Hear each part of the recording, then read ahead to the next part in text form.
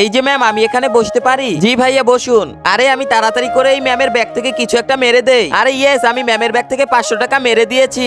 এখন তো আমি এটা দিয়ে ঝালমুড়ি খেয়ে নিব।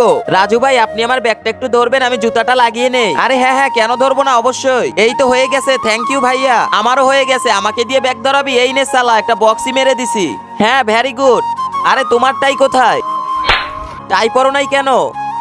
আজকে আমি টাই পরেছি। আরে আমিও তো টাই পরিনি, এখন কি করা যায়? আইডিয়া। টাই কই? এই যে ম্যাম, এই যে কোথায়? আরে আমি তো বাসা থেকে টাই পরেই আসলাম, কিন্তু কোথায় চলে গেল? ভেরি গুড বাচ্চা, তুমি টাই পরে এসেছো। Thank you ma'am. আরে ভাই, আজকের মতো বেঁচে গেছি। আল্লাহ পবিত্র কাবা ঘরের ছবি দেখে যে একটি লাইক আর একটি সাবস্ক্রাইব করে দিবে, তুমি তাকে হজ করার তৌফিক দান করো, আমিন। আরে রাজু, তোর খাবার তো এখনো গরম আছে, আর এদিকে আমারটা একদম ঠান্ডা হয়ে গেছে।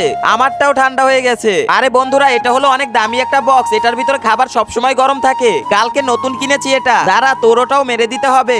ম্যাম ম্যাম, আমার নতুন লাঞ্চ বক্সটা চুরি হয়ে গেছে। বক্স চুরি হয়েছে, কে নিয়েছে?